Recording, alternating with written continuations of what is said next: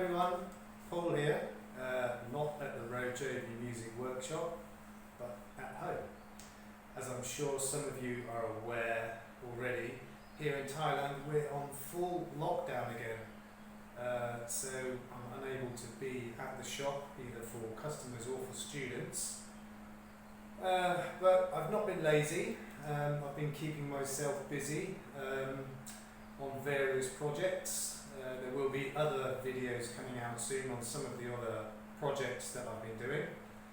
But I did go to the shop yesterday to bring back some of my teaching materials so that I can still teach online, and also picked up this from the shop, which is my latest project and creation.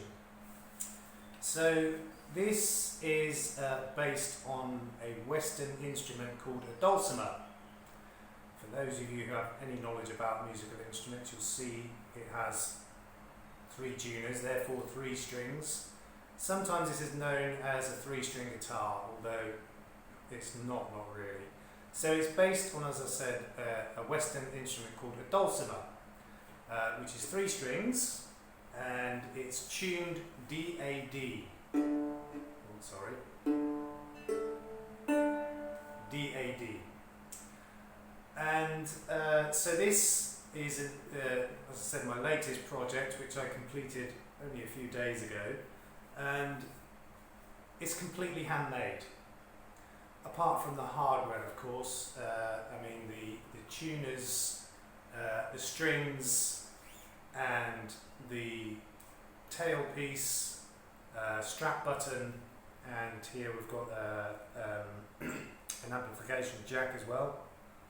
Obviously all of those are factory, but the rest of the instrument is completely handmade. So the head, neck, fretboard, the body, bridge, and the nut I've all made myself.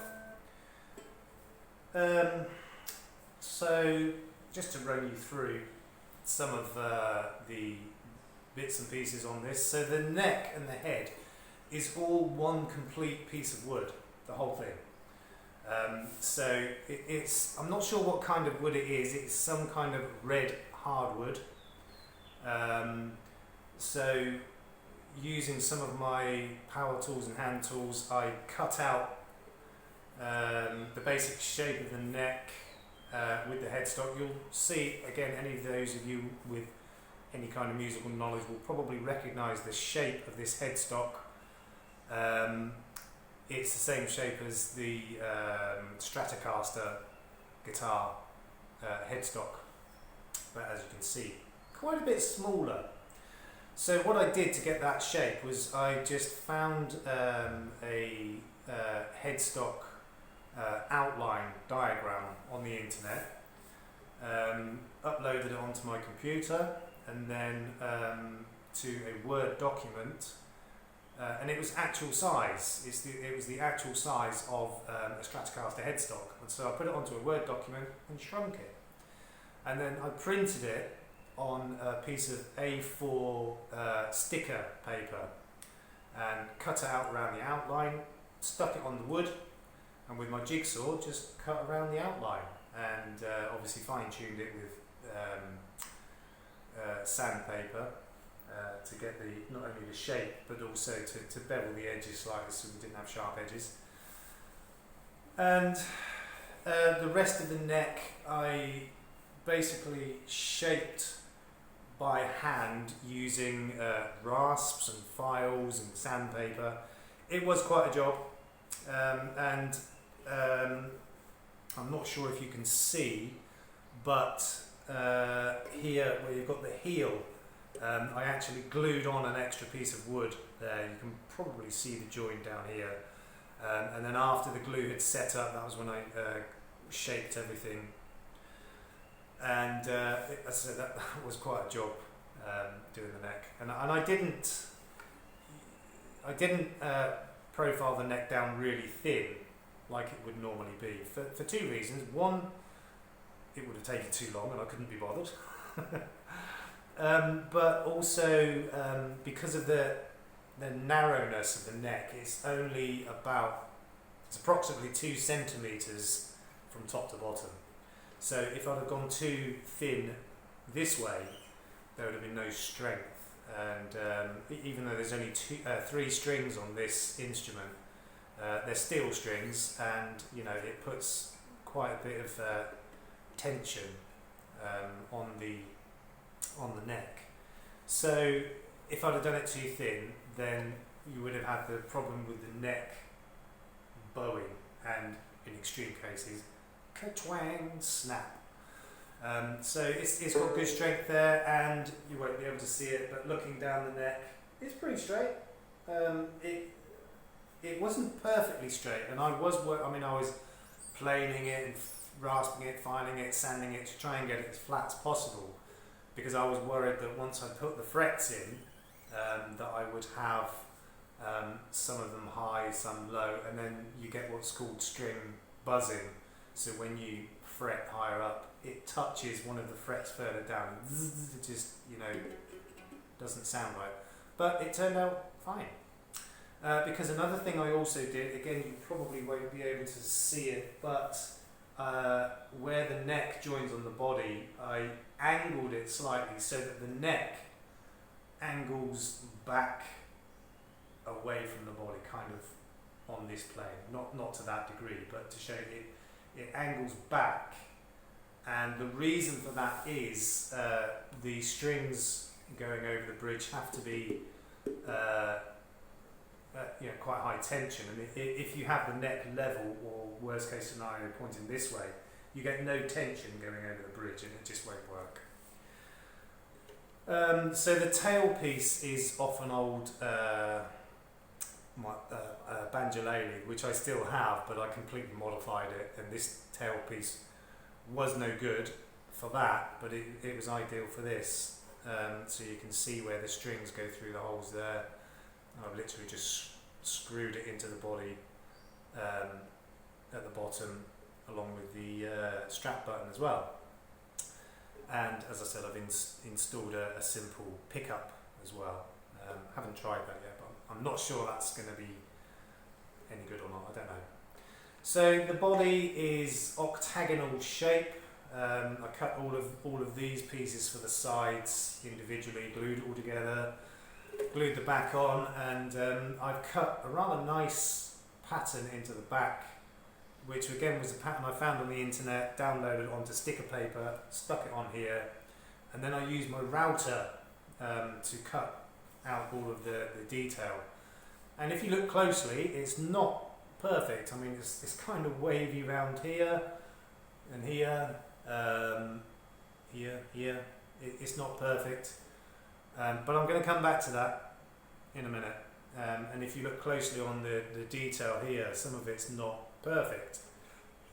And then with the front, actually this is the second front that I had, because I made it from another piece of wood which I thought would be fine, but it was too thick and the wood itself was too soft, so you wouldn't get the resonance. So this is it's only a piece of ply, but quite a good quality piece of ply.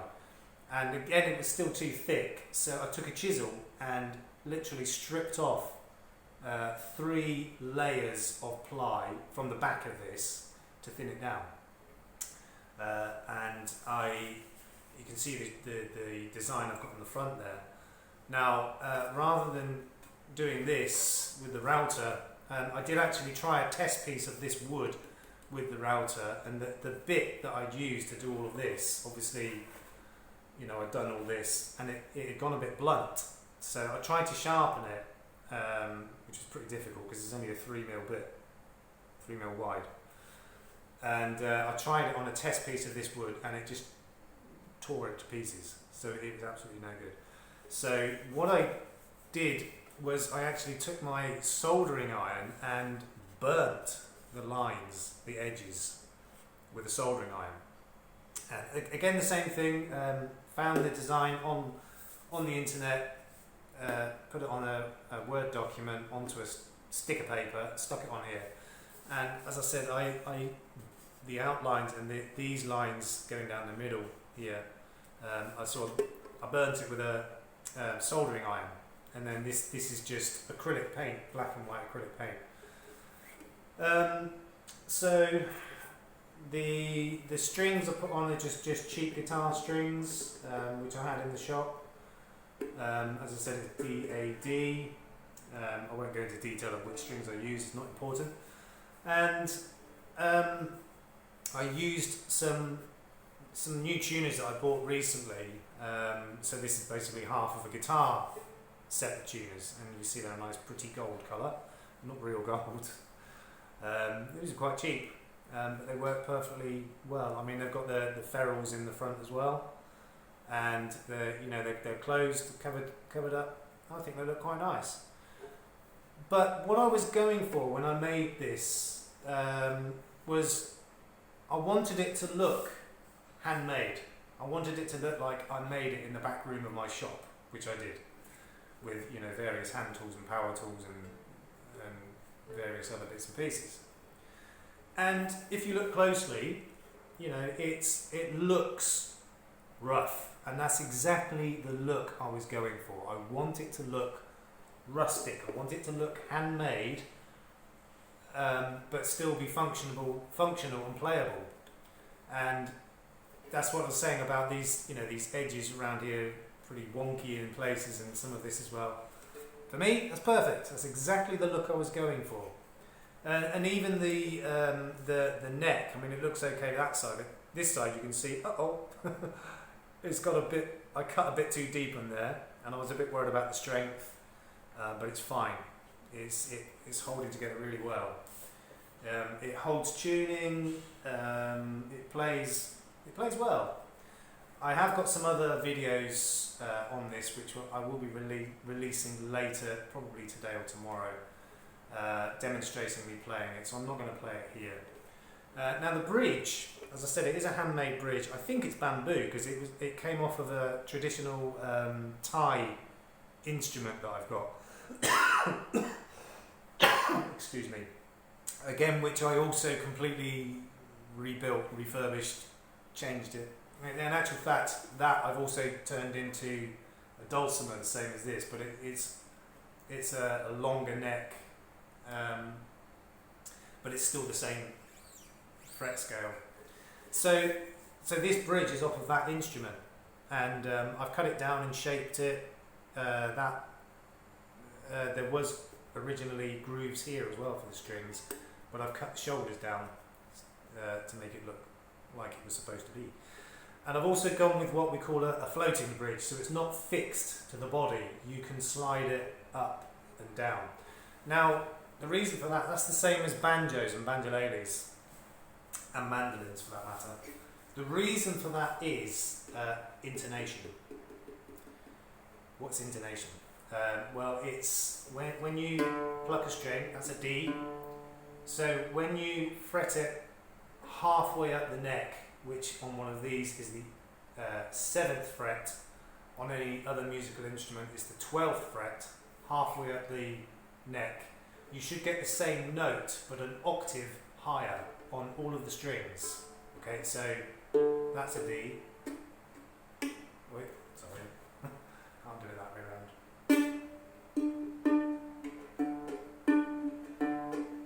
Okay, so it's still a D, but it's an octave higher.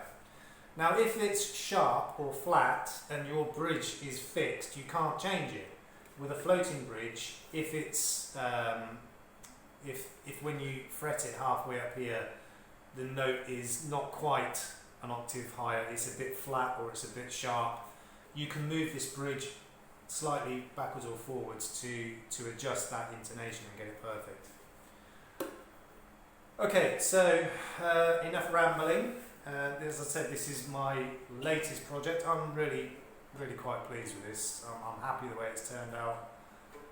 Yeah, it looks rough and ready, and that's exactly the look I was going for. I don't want it to look like a factory instrument. And I can guarantee you can travel the world, you can search the internet, you will not find another instrument anywhere in the world the same as this. Guarantee you. If you do, I will give you this for nothing.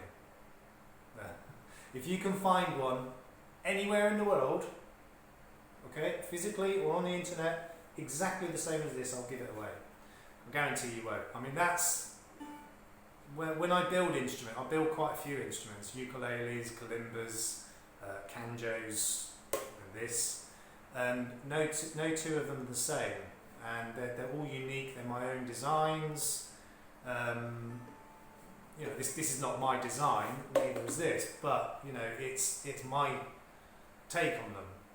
So everything I build is unique. You know, you will find instruments that are very similar to the ones I build, but nothing exactly the same. I like uniqueness. I like quirky. I mean, you don't get a lot more quirky than this. I bet you've never seen anything quite like this before. I like uniqueness. I like quirkiness. I like to be different. And I want them to look handmade, because they are handmade. I don't want them to look like they've come off a production line at a factory where they're making thousands of them every day. I don't want my instruments to look like that. I want them to look like they've been built by hand with limited tools. I don't have laser cutters. I don't have CNC machines or anything like that. I've got hand tools and power tools. I've got jigsaw, router, bandsaw, that kind of thing, but I don't have any specialist tooling or equipment. I don't want them, apart from the fact they're too expensive. I don't need them either. I mean, here we go. Look, this has all been made by cheap hand and power tools. And again, as some of you are aware, not all of you, but the reason I do this is because of my dad. Okay, when I was a kid, he wasn't making things like this, but he was always making something from wood, whether it was a door or a bench or something, and it always fascinated me that you can take a piece of wood and turn it into something. And years later, when I opened my shop, I named it after him, RoJoBe. Most of you know what that means, family anyway. And you know, everything I do is dedicated to my dad. You know, teaching me that working with your hands, skills like this, is a good thing. And you know, long may it continue. I mean, I haven't got much else to do at the moment, so I might well be making more things. As I said, I've got other videos to upload of some of my other projects. I haven't made all of the videos yet of my projects. It's a bit tricky at the moment because everything is at the shop. As I said, I managed to grab this yesterday when we got all our teaching materials. But there will be more up and coming videos. So if you liked this video, please give it a like, a thumbs up, and comment as well. And if you haven't done so already, please subscribe to my channel, and don't forget to hit the notification bell, because there will be more videos being released, certainly today, tomorrow, and over the coming days and or weeks. Most of them will be related to instruments, but there'll also be some about teaching, and some of them will be just quite random stuff. So keep watching, keep supporting me if you can, and be safe, all of you. Okay, take care, peace out.